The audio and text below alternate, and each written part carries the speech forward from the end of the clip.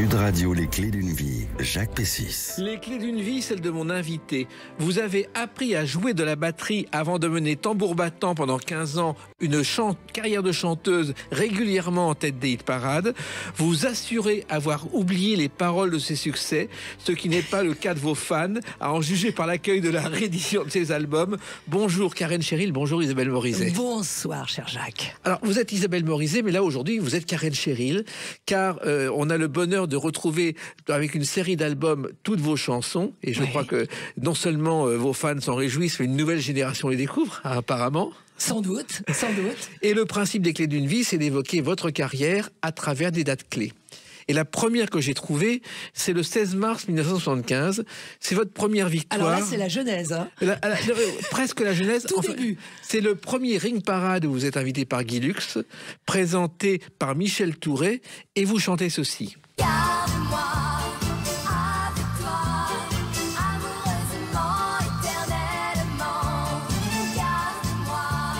Alors, il y a un cas particulier, vous êtes la seule chanteuse de cette émission à être passée 2 semaines de suite, parce qu'à la fin de l'émission, Guy Lux a oublié d'arrêter les appels à SVP 1111, je ne sais pas si vous le savez. Non, vous m'apprenez quelque chose. Donc il a dit, on ne sait pas qui va gagner, on va mettre Karen Cheryl et Joe Dassin à ex-aequo, Karen avec cette chanson et Joe Dassin avec Va des rétros. Et vous êtes revenu la semaine suivante. Dites donc, j'étais bien accompagnée pour des débuts, pour une débutante.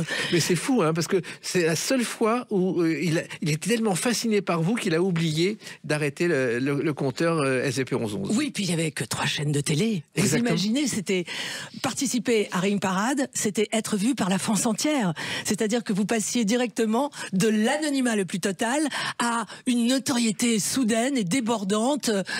Donc moi, en plus, j'ignorais absolument tout des codes, des règles du métier. La première fois qu'on m'a propulsé sur ce plateau de Ring Parade à la Maison de la Radio, j'étais cernée par les caméras, mais je ne savais pas en fait que dès que je voyais une petite lumière rouge, c'est que ça fonctionnait. Il fallait plonger dans l'œil de la caméra pour aller toucher 10, 12, 15 millions de téléspectateurs à l'époque, parce que c'était vraiment les audiences de l'époque, c'était fou. Et les coups de fil à SVP 1111 étaient énormes. En fait, SVP 1111 au départ, c'était un service pour aider les Français à s'y retrouver dans leur administration. C'était Georges Mandel en 1935 qui avait créé ça, et c'est devenu le numéro de téléphone des émissions de télévision. Bon, vous avez votre maîtrise d'histoire. En tout cas, de l'ORTF, je vais apprendre plein de choses en passant 1 heure avec vous, Jacques. Et d'ailleurs, vous avez fait de la radio avant, et je crois que la première émission de radio, j'ai déjeuné à côté de vous chez Savy rue Bayard, et Mémé Ibac m'a présenté à vous. C'était votre première radio, le Super Club de RTL, je crois. Vous avez une meilleure mémoire que moi. Incroyable. Espion dans une autre vie, Jacques. Oui, tout a démarré, j'avais 17 ans, mon Dieu. Vous étiez timide. Pire que ça, j'arrivais sur une nouvelle planète. Comme vous l'avez dit au début de cette conversation, ça a démarré en fait avec la batterie. J'avais un oncle, batteur de jazz. Voilà, très apprécié dans le milieu professionnel, puisqu'il a même fait un album avec Miles Davis. Et j'étais fascinée par lui, j'ai voulu apprendre à jouer de la batterie. Et puis un jour, dans ma chambre, j'ai resté une petite cassette comme ça, mais très discrètement. Mes parents ne connaissaient pas le son de ma voix chantée. J'étais si timide. Et maman, pendant que j'étais au lycée, appuie par hasard sur le magnétocassette. Elle entend sa fille a cappella interpréter une chanson de Burt Bacharach. Elle trouve ça amusant, intriguant. Elle fait entendre ça à son frère. Et puis la cassette va se promener, arriver un jour sur le bureau d'un éditeur de musique à Paris. Ce jour-là était présent dans son bureau le bras droit de Claude Carrère, le producteur à l'époque de Sheila, Humbert Ibac. Et tout a démarré ainsi, pendant que moi j'étais sur les bancs du lycée et que j'ignorais totalement que les grandes personnes étaient en train de préparer, tricoter mon destin futur. Oui, et un lycée très calme, puisque vous avez grandi, je crois, dans une ferme, dans un ancien monastère. Alors j'ai passé effectivement toute mon enfance à la campagne. D'abord, les 9 premières années de ma vie dans le Vexin normand, petit village de 60 habitants, à flanc de colline, voilà, pas très loin de Magny-en-Vexin, dans un monastère qui avait servi pendant la Fronde, truffé de souterrains, qui donc débouchait dans les forêts avoisinantes. C'était une enfance très bucolique, parce que j'allais avec les enfants du village pêcher la truite saumonée. Il y en avait encore dans la petite rivière aux eaux très cristallines de l'Aubette.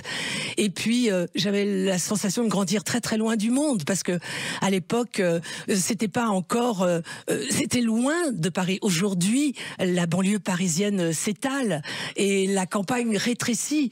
Mais à l'époque, j'avais l'impression vraiment de vivre d'une manière totalement isolée. J'ai adoré cette enfance qui ressemblait au film Le Grand Chemin. Alors ensuite, il y a eu le conservatoire de Saint-Germain-en-Laye, où vous êtes rentré après que votre oncle Jean-Louis Vial vous ait repéré.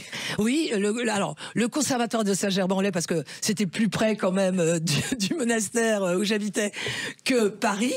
Puis ça a été Paris chez Dante Agostini, avec un premier prix ex aequo de batterie qu'on m'a remis. Voilà, j'étais à l'époque en 4e année, et j'avais préparé, j'avais mis au point un petit solo en afro-cubain. Kenny Clark m'a remis mon prix ex aequo. Il y avait Ciccarelli qui était présent. J'étais la seule fille parmi 60 garçons. Et ensuite, eh bien, mais je ne voulais pas devenir batteur, hein. J'imaginais que je ferais médecine. J'étais toujours en fait, l'adolescente timide que vous pouvez imaginer. À cette époque-là, la batterie, c'était un pur plaisir, mais je n'avais pas du tout idée de monter un jour sur scène. Et comme je vous l'ai dit, je vous ai raconté à l'instant comment les grandes personnes ont décidé pour moi, et elles ont bien fait. Voilà. Mais justement, Kenny Clark que vous avez rencontré, il ne faut pas oublier qu'il est l'un des pères de ce rythme.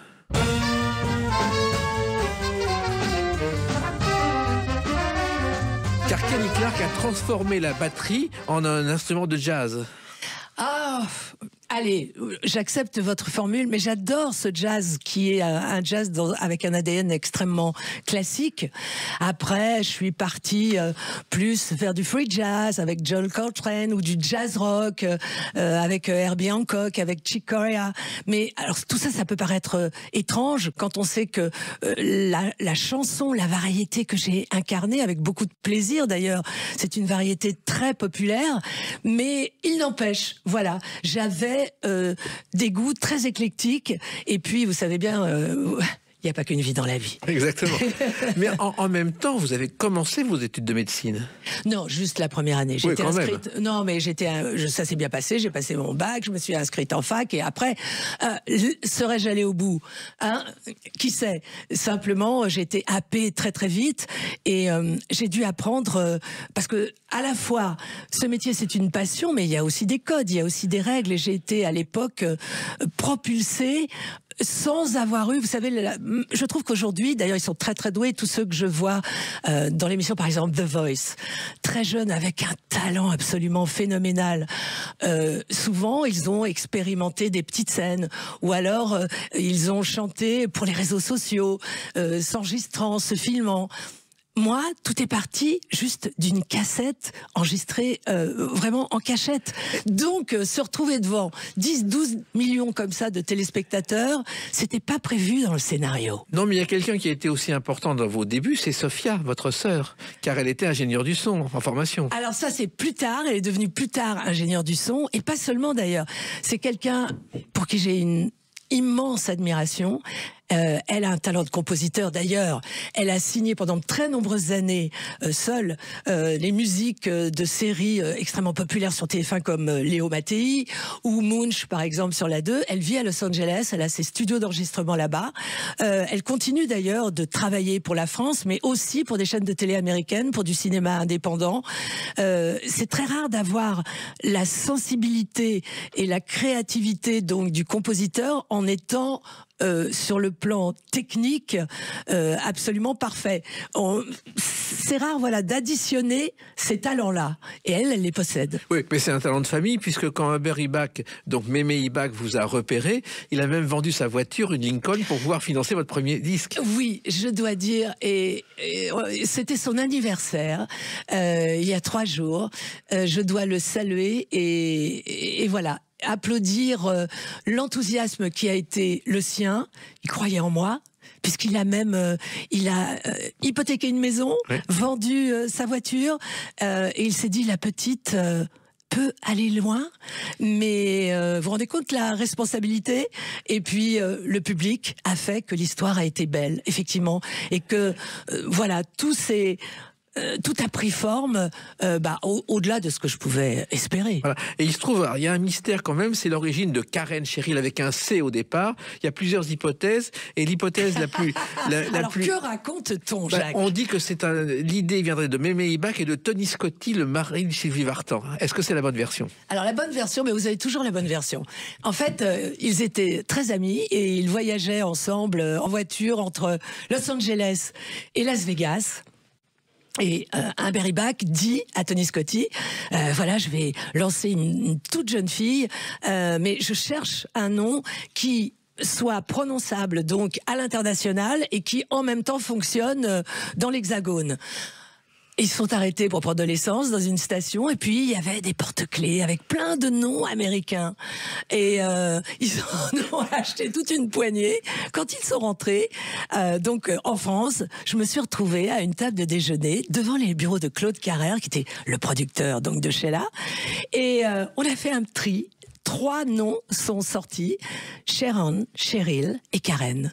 Et on les a assemblés, finalement. En sortir 2. Vous savez, à l'époque, on n'était pas encore très loin du triomphe de Caroline Cheryl. Oui. Donc, dans un premier temps, on m'a appelé Karen Cheryl. Et puis, Karen Cheryl. On a d'abord francisé pour que ce soit plus facile à prononcer. Et puis ensuite, bien sûr, il avait en tête de gagner l'international, et l'époque disco lui a donné raison, puisque j'ai pu me balader vraiment partout en Europe, au Canada.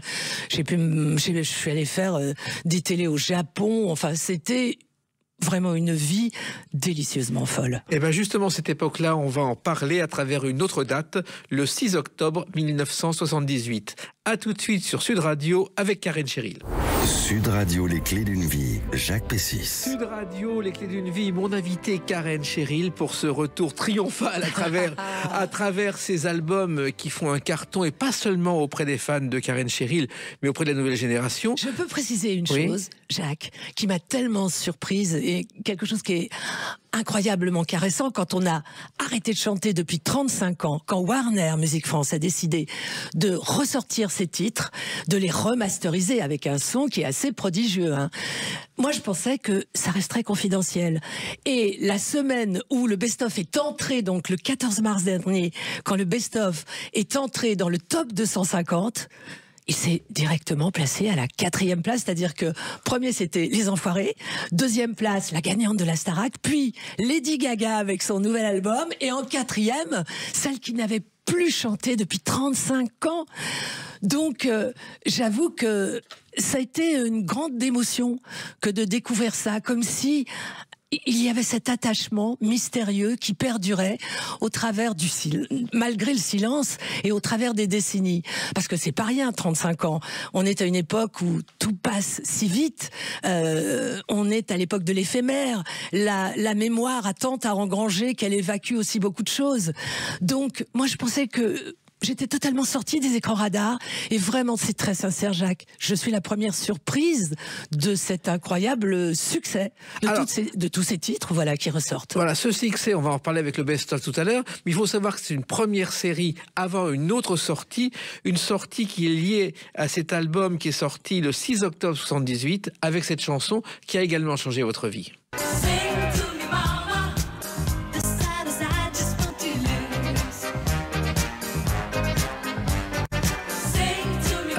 Vous vous souvenez, mais il y avait une édition spéciale rouge. Bien sûr, le 33 tours était rouge. Voilà, rouge comme le micro de Sud Radio. Exactement. Exactement. Alors, c'est amusant que vous parliez justement de Sing to Me Mama, parce que pour l'instant, le best-of, ce sont tous les titres en français. Tout à fait. Et à partir de l'hiver prochain, on va dire sans doute les fêtes de Noël ou tout début janvier, il y aura la sortie de tous les titres anglais remasterisés, et en plus, il y aura avant la sortie de Mix, Warner a demandé à de jeunes DJ américains de, en fait, recréer des orchestrations, reprendre les sons et les emmener dans leurs univers. Donc ces titres qui ont eu du succès il y a 45 ans de ça vont avoir une nouvelle vie grâce, au son d'aujourd'hui et à la créativité de DJ américains. C'est fou. C'est fou. Alors ce qui est fou aussi, c'est cette histoire du début, parce que quand Mémé Ibach dit on va enregistrer en anglais. D'abord, votre look change et vous allez à New York pour prendre des cours de danse. Alors, je suis allée à New York pour prendre des cours de danse. On a enregistré à Philadelphie. Ça a été la préparation était finalement aussi passionnante et aussi intense que ensuite, on va dire l'exposition, lorsque tout a été livré au public. On a eu vraiment les meilleurs musiciens américains, on a eu les meilleurs choristes américains. Dans les studios autour de nous, je me souviens qu'à un moment donné, il y avait Mick Jagger qui enregistrait. Vous imaginez quand vous avez grandi dans un monastère au fin fond du Vexin normand, à la campagne, avec un père agriculteur, et que vous vous retrouvez en 1900, allez, on va dire c'est la fin de l'année 77, à New York, en studio d'enregistrement, que vous allez prendre un café avec Mick Jagger et que vous avez autour de vous une équipe de musiciens qui compte vraiment parmi les meilleurs que comptent les USA. Oui, mais Karen, Cheryl, le problème c'est que c'est beaucoup de travail. Vous avez énormément travaillé. Oui, mais il faut pas parler du travail parce que bon, ça ne, ce serait pesant. Le public, lui, il faut lui offrir le meilleur, avec toujours les limites qui sont les vôtres. Moi, j'avais mes limites, j'avais mes failles, mais j'y allais avec un carburant qui était celui simplement de la passion. J'avais une euphorie, un enthousiasme, une joie. J'étais consciente de la chance que j'avais et je voulais simplement l'honorer de la meilleure façon possible. Donc, oublions le travail. Oui, mais en même temps, on n'oublie pas aussi quelque chose, malheureusement, on n'a aucune trace, c'est votre rencontre avec Michael Jackson. Alors ça, j'aimerais tellement, mais écoutez... Ça vient du Canada, paraît-il. Oui. C'était à Montréal. Oui. C'était quelques mois avant la sortie de l'album Thriller. Donc, il n'y a pas de trace de l'émission de télé qui était une grosse émission en prime, dont bien évidemment Michael Jackson, qui venait de se séparer des Jackson 5, était la star. Avant la sortie de l'album qui a cartonné tout autour de la planète, donc, et il m'a repéré pendant une répétition.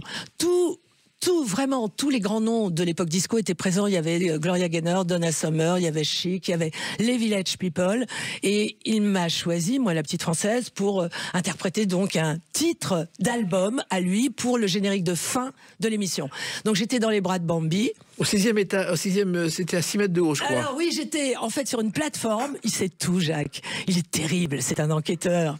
Et j'étais sur une plateforme cernée par les Luma, qui étaient les caméras de l'époque, avec des bras comme ça qui traversaient l'espace, pilotés comme par ordinateur. Enfin, on avait l'impression d'une dystopie déjà à l'époque. C'était incroyable. Et les Village People, sur une autre plateforme, faisaient les chœurs. Et moi, j'étais dans les bras de Bambi, dont... L'un des premiers albums que j'ai acheté, premier titre, 45 tours, c'est ABC, bien évidemment, quand lui avait 9 ans. Et là, soudain, je chantais en duo avec lui.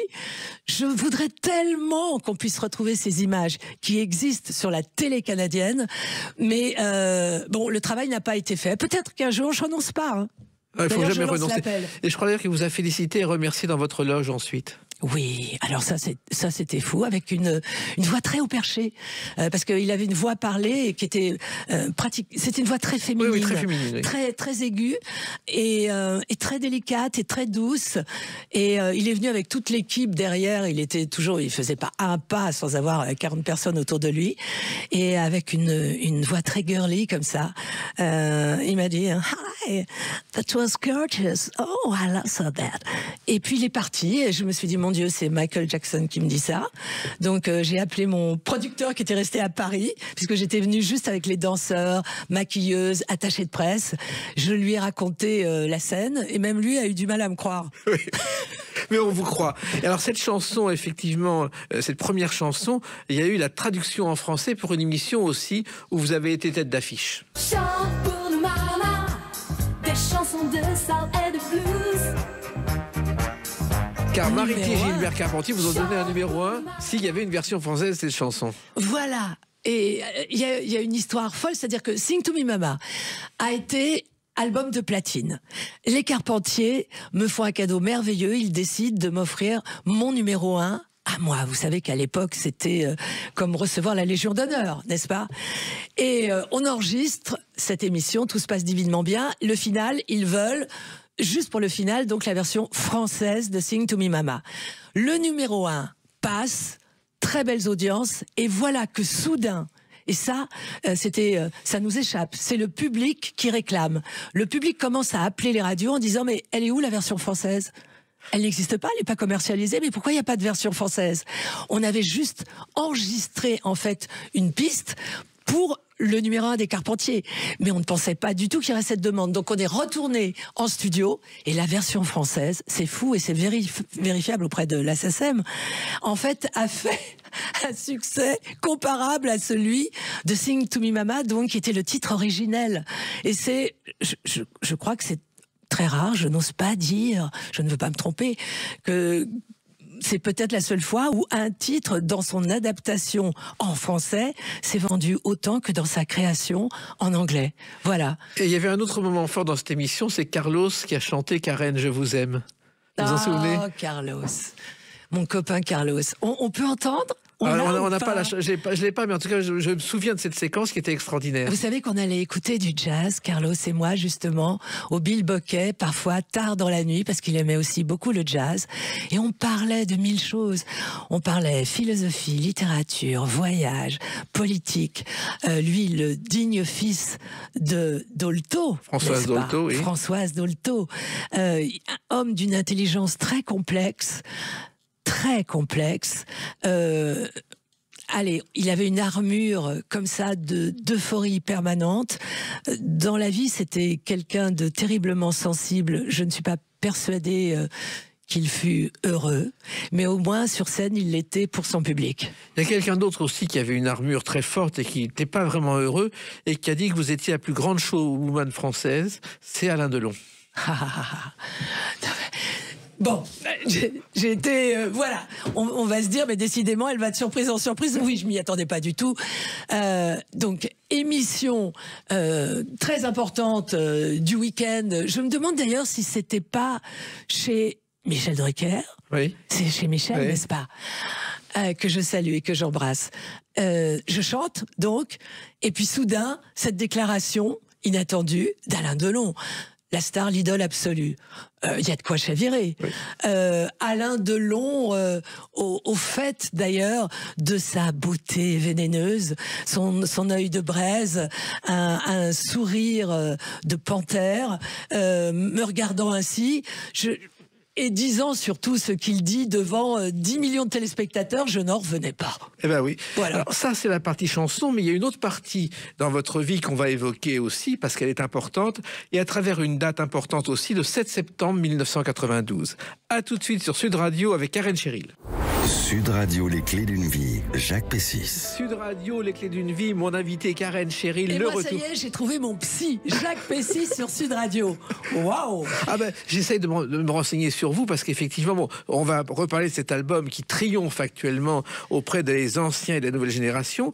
Il y a la chanteuse, mais il y a aussi une chose qu'il ne faut pas oublier, c'est que vous avez eu d'autres activités, et le 7 septembre 1992, c'est la première de cette émission. Car vous avez aussi été animatrice, on va en parler, mais Hugo Délire, vous avez inventé le jeu interactif. Moi, j'ai pas inventé. Je n'étais que la présentatrice. Oui, mais vous êtes la première à avoir fait une émission de télévision. Certes, c'est-à-dire que le concept n'avait jamais été présenté en télé.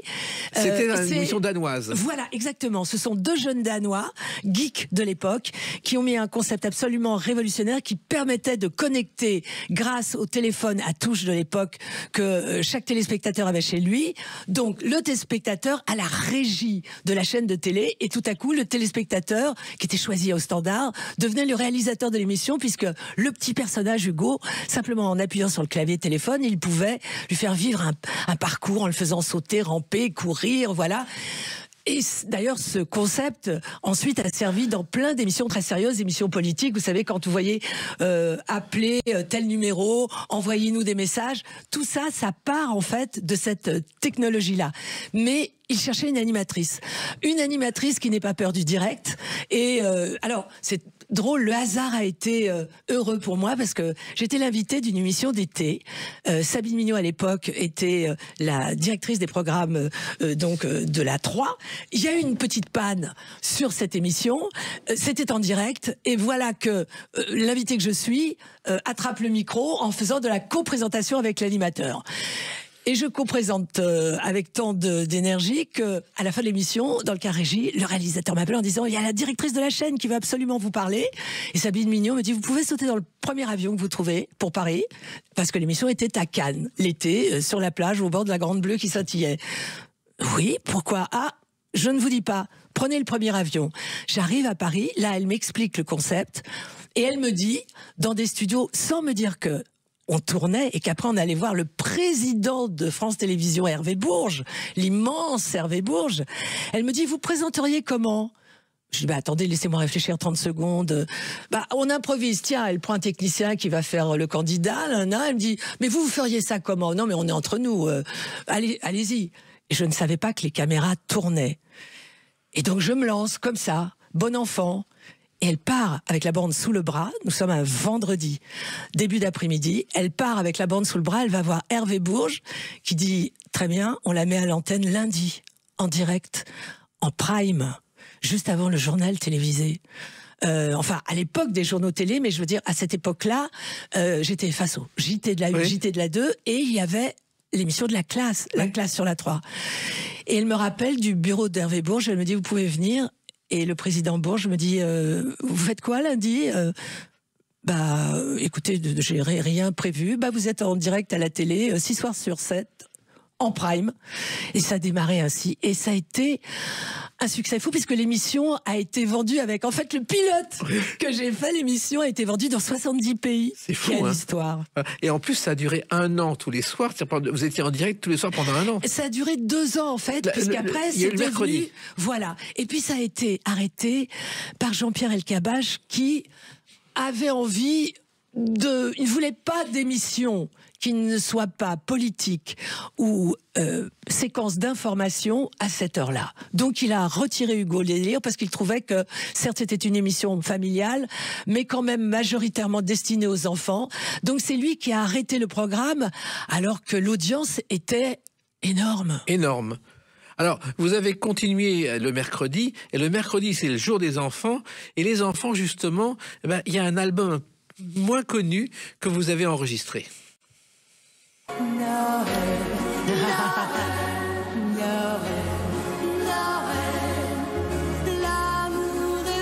Car vous avez chanté Noël, un enfant, et enregistré un album pour enfants. Oui, ça c'était une chanson de Francis Lay. Oui. C'est un film qui a été tourné en fait vraiment pour les tout petits, mais un film charmant qu'on avait tourné à la fois en France, au Sénégal et en Finlande et à Rovaniemi, au pays du Père Noël. Et Francis Lay avait composé la musique. Donc, j'ai pu enregistrer cette chanson.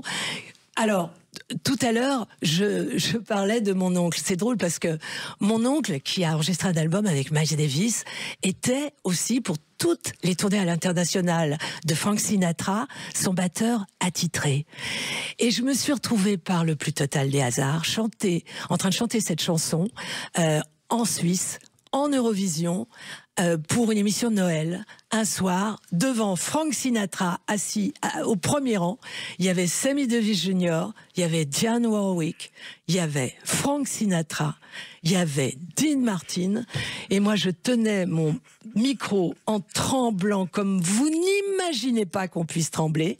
Et là je me disais, j'étais complètement décorporée, je pensais à 1 milliard de choses en même temps que j'essayais de chanter relativement bien, mais je me disais, la vie est décidément très folle. Oui, alors, mais non seulement elle est folle, mais ça a ouvert la voie à d'autres choses, parce que je crois que vous avez animé Destination Noël pendant de Noël. Ah oui, je me suis beaucoup amusée à faire des programmes jeunesse, à faire des programmes pour enfants. Après, il y a eu Vitamine. Eh ben justement, Vitamine, on a le générique. Sur TF1. Basket, bretelles ou bottines, citron, coton, grenadine. Ça, c'est encore une autre facette de Karen Cheryl méconnue. Vous avez présenté pendant plus de 2 ans, le mercredi après-midi, une émission de 3h30. Mais oui, avec des enfants, j'y tenais beaucoup parce que voilà, j'adorais être entourée d'enfants et j'étais pas encore devenue maman, mais ensuite voilà, j'ai eu le bonheur de le devenir et voilà, j'ai un fils qui est mon soleil absolu, Oscar. Voilà. Donc Vitamine, ça a été très très très joyeux et les enfants, je les ai retrouvés dans la chronologie, je les ai retrouvés quelques années plus tard avec Hugo Délire. Exactement. Voilà. Mais l'animation en direct, ça me plaît énormément. Mais c'est TF1 qui vous avait repéré parce qu'il savait que vous plaisiez aux enfants, qui vous a engagé pour Vitamine. C'est ça. Exactement. Et dedans, il y a des dessins animés qui étaient programmés. Il y avait les Jackson 5, justement, c'est assez drôle. Et il y avait les Trois Mousquetaires et Ghostbusters que personne ne connaissait. Oui, et ce qui est très drôle, c'est que on en a reparlé il y a peu de temps. Barbara Schulz, merveilleuse actrice, qui est devenue réalisatrice il y a peu avec Le Secret de Khéops, avec Fabrice Lucchini, son premier film, en tant que réalisatrice. Barbara Schulz, je l'ai repérée quand elle avait, je sais pas, 10-11 ans, et je lui ai fait faire sa première émission de télé dans Vitamine. Et Ophélie Winter, pareil, je l'ai repérée, elle devait avoir 11 ans, pareil, première émission de télévision, et il y avait tout un casting à faire, et voilà, je sentais qu'elle allait prendre la lumière, dégager quelque chose d'énergique et vivre devant les caméras. Et puis dans Vitamine, il y avait aussi Lula, qui était Lucie Dolène, la voix de Blanche-Neige. Oui. Dans Blanche-Neige et les Sept Nains, qui faisait des recettes de cuisine. Oui, cette voix de soprano extraordinaire dans tous les Blanche-Neige traditionnels, c'est-à-dire elle a enregistré pour des dessins animés dans les années 50, 60, n'est-ce pas?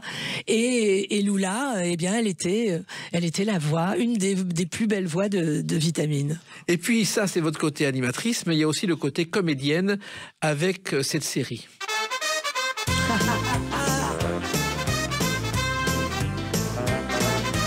C'est fou ce que vous avez fait comme chose. Non, mon Dieu, mais je fais tout ça. Mais oui, Les Filles d'à côté. C'est trop. Vous êtes arrivé pour 12 épisodes et puis vous êtes resté, je crois.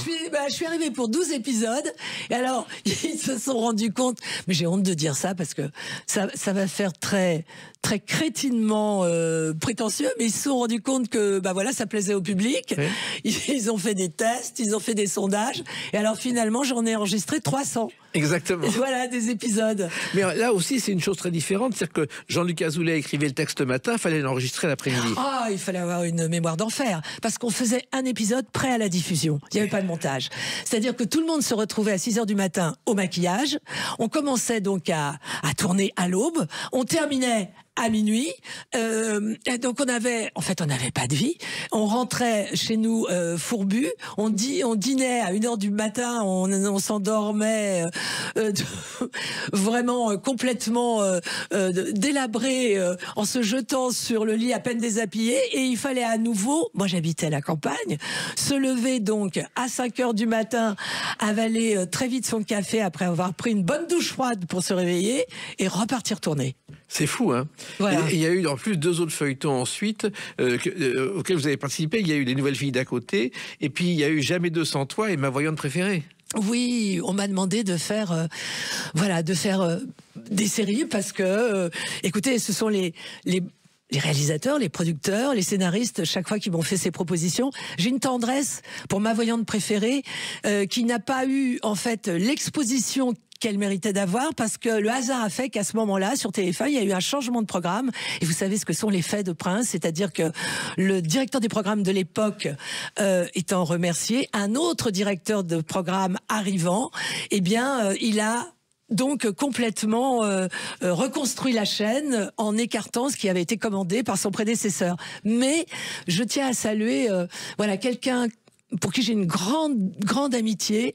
Il a commencé en fait en dansant avec moi sur les chorégraphies de toute l'époque disco. On a fait beaucoup de voyages ensemble. C'est François Aramburu qui est devenu un grand producteur de fiction sur la 1, sur la 2. Et c'est lui qui a écrit cette fiction qui était absolument charmante, qui était fine, Et alors il y avait un épisode, il ne m'avait pas prévenu. Parce que je jouais le rôle d'une ancienne chanteuse qui, contrairement à moi dans la vie, ne renonçait pas à la chanson. Puisque moi, je vous le dis, Jacques, je suis très ému, réellement ému par le succès de ce best-of, mais jamais je ne rechanterai, pour ne pas abîmer les souvenirs. Mais le personnage que j'incarnais dans cette série, ma voyante préférée, était au contraire une ancienne chanteuse qui ne désarmait pas et voulait toujours remonter sur scène. Et il y avait tout à coup un épisode où je retrouvais des mâles avec des costumes de scène, et il avait fait venir, sans m'avertir, les costumes de scène de mon numéro 1. Il les avait fait venir, le numéro 1 des Carpentiers, avec la robe du final, toute de strass brodée, qui était une somptuosité finie, celle avec laquelle justement j'avais fait le fameux final de la marche des machos, dont on a parlé tout à l'heure. Il y avait le nom de Karen Cheryl brodé dessus, et je la sors, on tourne, elle n'y était pas au moment de la répétition, je la sors et je vois ma robe. Et là, un petit blanc, et tout le monde sur le plateau applaudit, et je me dis, il y a des grilles de lecture folles parfois dans ce métier, une espèce de mise en abîme comme ça. Et ce que je vis, vous voyez aujourd'hui avec la sortie de ces best-of et toutes ces chansons, bah c'est la même émotion, parce que c'est très caressant. Pour, je vais vous dire, pour s'exclure, pour arrêter de chanter, il faut du courage, parce que la célébrité, la notoriété, c'est confortable. C'est comme une armure de lumière. Vous pensez que ça vous protège. Quand vous avez grandi avec ça, quand vous êtes né à l'âge adulte avec, dans ce cocon de notoriété, choyé, aimé, protégé, soudain, vous en écartez pour tenter d'autres aventures, je vous assure, il faut un sacré courage. J'ai pas souvent l'occasion de le dire. Voilà. Et comme je n'ai pas j'ai pas de problème d'ego, moi, repartir dans l'ombre et l'anonymat, ça ne me gênait pas du tout. Simplement, je savais que le chemin serait rude parce que je ne serais pas protégée. Et aujourd'hui, eh bien aujourd'hui, je savoure ce que le public me renvoie. Eh bien justement, ce que vous savourez, on va l'évoquer à travers la date de la sortie de ce premier best-of, le 14 mars 2024. A tout de suite sur Sud Radio avec Karen Cheryl. Sud Radio, les clés d'une vie, Jacques Pessis. Sud Radio, les clés d'une vie, mon invité Karen Cheryl. Je vous donne toutes les clés là, cher Jacques. Ah bon, on a raconté plein de choses. Donc, on se rend compte de la dimension de votre parcours. Et le 14 mars 2024, donc un grand jour, ce best-of, ce premier best-of qui est sorti avec des disques vinyle et avec un CD best-of. Alors, la surprise était totale parce que vous avez découvert que ce best-of existait et qu'en plus, il y avait eu des tests l'année précédente qui avaient bien marché. Mais c'est-à-dire que, en fait, c'est Warner qui a tout orchestré. Je pense que le best-of a fonctionné, comme je l'ai dit tout à l'heure, il est rentré directement à la 4e place du top 250, juste derrière le nouvel album de Lady Gaga. C'est parce que justement j'ai arrêté de chanter totalement pendant 35 ans. Je m'y suis tenue. Ce n'était pas de faux adieux. Et c'était pas du tout non plus un reniement. C'était, je ne vois pas d'autre formule plus efficace et plus sincère que ne pas abîmer les souvenirs. Et puis moi, j'avançais en âge. J'ai décidé d'arrêter de chanter parce que j'étais la petite dernière du dernier train justement avant l'avènement des FM. Voilà, les années 80, tout à coup, la musique se met à changer avec d'autres sonorités, avec d'autres styles d'artistes. Et moi, j'étais née avant les FM. Je sentais, même s'il y a eu d'énormes succès, comme au Chéri Chéri, qui s'est vendu à 2 500 000 exemplaires en 82, mais je sentais comme en plus, moi, je gagnais en maturité, je voulais accompagner l'époque, je sentais que les choses deviendraient peut-être plus complexes, plus difficiles, et je ne savais pas si on allait me laisser m'exprimer comme je souhaitais le faire. Alors, on va en parler justement, mais avant, je voudrais qu'on écoute une chanson de ce best-of qui, d'après mes calculs, est une de celles qui a le mieux marché, c'est Si. Il aime la neige et les enfants. Il aime le silence et le vent. D'après les sites internet, c'est une des chansons qui s'est le mieux vendue, Karen Cheryl. C'est vrai, Ouais. Bah, vous me l'apprenez. En tout cas, j'ai eu beaucoup de plaisir à l'enregistrer, à l'interpréter, mais il y a eu tellement de titres. En fait, avec ce best-of, je les redécouvre. Oui, car vous avez oublié les paroles de vos chansons. Non, mais attendez, pour tenter une aventure totalement différente, puisque j'ai sauté du train en marche, pour essayer de devenir légitime dans l'exercice de l'interview, comme vous le faites si bien, il fallait que je m'écarte, peut-être même que je tourne le dos, pas que j'oublie, jamais, pas que je renie, hors de question, mais c'est vrai que j'ai recouvert tout d'une espèce de jolie brume pour continuer d'avancer et d'écrire l'histoire de la femme plus mûre que j'étais devenue.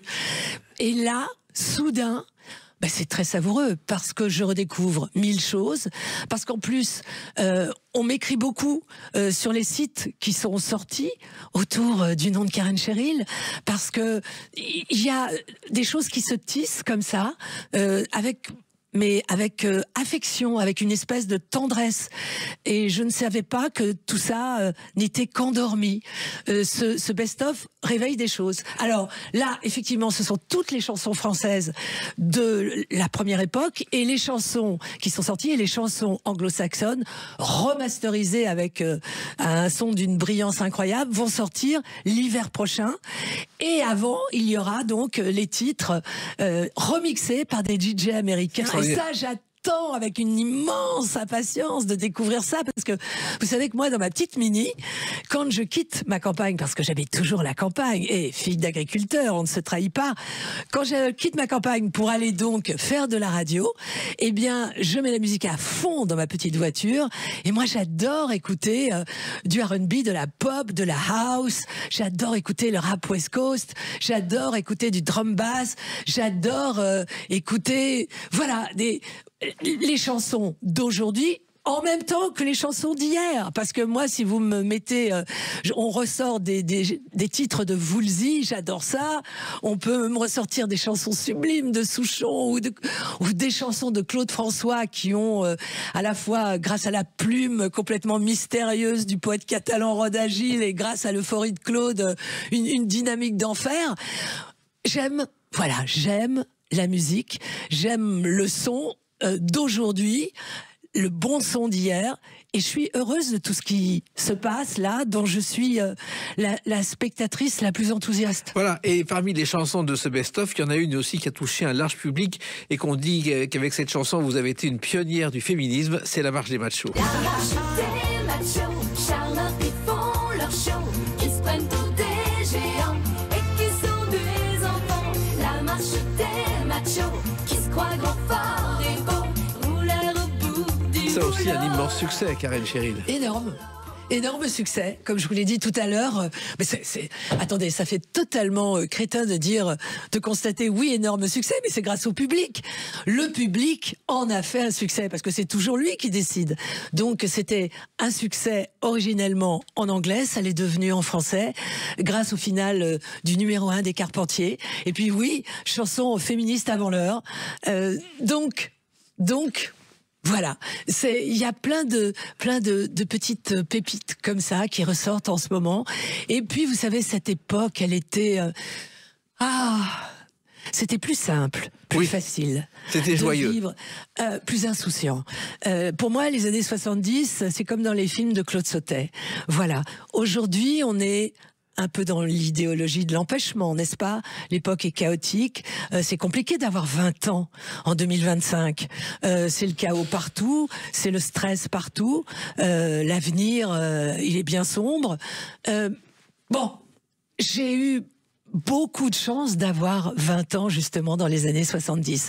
Alors ceux qui n'ont pas connu les années 70 et qui écoutent ces titres-là vont avoir une idée en fait j'ai envie de dire, de l'horizon en Technicolor qui était le nôtre à cette époque. Alors votre horizon, justement, on a commencé à en parler. Je crois que c'est en une nuit, en appelant votre sœur, que vous avez décidé d'arrêter de chanter.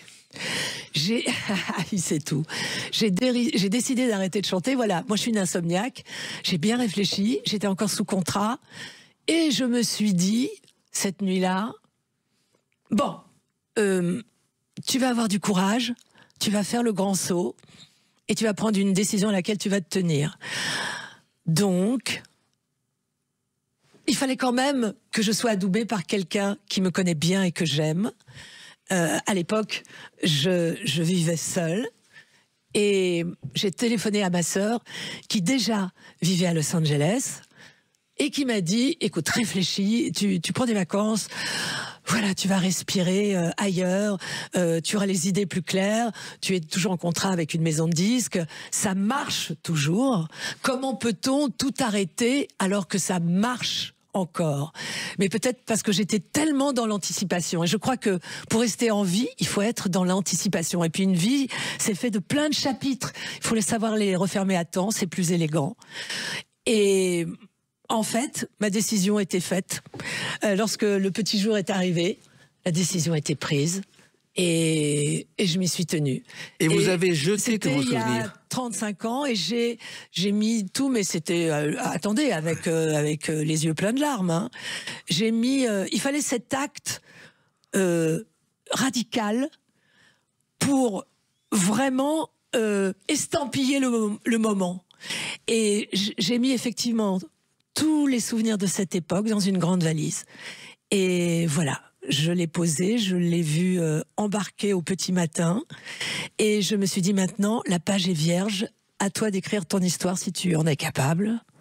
Voilà. Et vous en avez été capable. Il est quand même resté des souvenirs en chansons dont celle-ci. Je me souviens mes années au collège, c'est pas si loin, le temps des boules de neige. Alors, ce qui est extraordinaire, c'est une chanson en hommage à Claude François, Ouais. et vous avez failli chanter Magnolia Forever. Mais en fait, la chanson, alors c'est carrément Étienne Roda-Gil qui me l'a dit sur une antenne autre que Sud Radio, sur laquelle donc je fais des interviews. Je l'avais reçu, Étienne Roda-Gil, peu de temps avant qu'il ne nous quitte. J'ignorais. C'est lui qui me l'a appris à l'antenne. Il a écrit Magnolia Forever, en fait, pour moi. Et à l'époque, la production ne me l'a pas fait lire et a écarté le texte. Et donc il est allé voir Claude François et le texte a été remanié pour Claude. Et insensé d'apprendre ça, puisqu'on va dire que les succès les plus emblématiques aujourd'hui, c'est effectivement Alexandrie Alexandra, Magnolia Forever, signé Roda-Gil. Alors Claude François, j'ai enregistré un duo qu'on voit d'ailleurs, qui a été très très vu sur YouTube. J'étais gamine, je démarrais tout juste dans la chanson et je me suis retrouvée dans une émission qui passait en Eurovision, enregistrée en Suisse, décidément, en duo avec Claude. Je ne sais pas pourquoi Claude m'avait choisi, mais je devais interpréter la chanson qu'il chantait avec sa fiancée Kathleen. à l'époque, Kathleen. C'est comme ça qu'on s'est aimés. J'étais tellement impressionnée d'être aux côtés de Claude François, idole française absolue de l'époque, que c'était 1 an avant qu'il ne nous quitte, que la chanson démarre, je le regarde, je me dis, pareil, comme lorsque j'ai fait le duo avec Michael Jackson, je me dis, mon Dieu, mais ce qui t'arrive est à peine racontable, t'aurais jamais osé le rêver. Et là, je devais interpréter la toute première phrase du premier couplet. Et en fait, je rêve au lieu de chanter. Il part d'un immense éclat de rire, il me prend dans ses bras, il m'assied sur la haute marche du gigantesque escalier qu'on devait descendre. À la répétition, il y avait tout un protocole avec tout un chemin compliqué qu'on devait faire. Et en fait, la chanson, elle s'est déroulée d'une manière infiniment plus complice, puisqu'on a chanté dans les bras l'un de l'autre. On le voit d'ailleurs quand on tape Claude François et Karen Cheryl en duo. Et on était blottis l'un contre l'autre. Alors mon producteur de l'époque était dans une colère noire et Claude m'a défendu en disant mais attends, mais c'était tellement mieux, mais ça s'est passé d'une manière formidable. Et on est devenus amis, on répétait chez lui, dans sa maison de production Flèche, boulevard Exelmans à Paris, un solo à la batterie, chacun derrière sa batterie, qu'on devait enregistrer pour une émission des Carpentiers 8 jours après la date de son décès. Ça, c'était bien sûr, c'était l'année d'après. On était très très proches, très complices. Je l'aimais infiniment. Et bon, l'émotion remonte chaque fois que j'en parle. Le jour où j'apprends sa mort par la radio, je suis en voiture, je roule dans la campagne, j'apprends sa mort. Et je ne peux pas croire, comme tous ceux en France qui, à cette date-là, apprennent que voilà, Claude François n'est plus, se souviennent du moment, ce qu'il faisait, où il se trouvait, comme ceux, génération encore d'avant, qui apprennent la mort de John Kennedy, par exemple. Voilà, il y a des moments qui sont des marqueurs de l'époque et qui sont des marqueurs générationnels. Et ces chansons sont des marqueurs effectivement d'une époque que vous avez vécue. Et effectivement, ces chansons touchent aujourd'hui une nouvelle génération. Il y a des fan clubs Karen Cheryl qui ont de plus en plus de membres aujourd'hui grâce à cet album. C'est incroyable. Il y a des sites, effectivement, avec le nom de Karen Cheryl. J'ai découvert, par exemple, sur TikTok. Et vous savez, moi, je découvre tout ça puisque c'est absolument pas moi qui pilote tout ça. Mais c'est joyeux. Ça me surprend tellement, je m'y attendais si peu, après toutes ces décennies de silence voulu par moi, orchestré par moi. Et puis là, tout m'a rattrapé. Et je trouve ça formidable. Et je pense que ces retrouvailles ne font que commencer avec les autres chansons qu'on va découvrir à la rentrée. Et la suite, parce que, vous savez, quand on est dans le cœur des gens, on y est pour toute la vie. Bon, je suis émue. Vous voyez, ça, oui. Voilà, c'est la vraie émotion. Il n'y a pas de caméra, mais on se connaît depuis très longtemps, Jacques. Donc, vous savez que, oui, c'est une réelle émotion que de vivre en ce moment tout ça. Même si je sais, et je le dis, voilà, devant tous les amis qui nous écoutent, même si nous ne nous voyons pas, je ne rechanterai pas, mais j'ai chanté pour vous avec tout mon cœur. Et vous continuez à vivre et à faire des tas de choses avec tout votre cœur, et je vous remercie, Karen Cheryl. Cet album est disponible, le vinyle aussi, en attendant la suite. Merci encore et continuez comme ça. Vous. Les Clés d'une vie, c'est terminé pour aujourd'hui. On se retrouve bientôt. Restez fidèles à l'écoute de Sud Radio.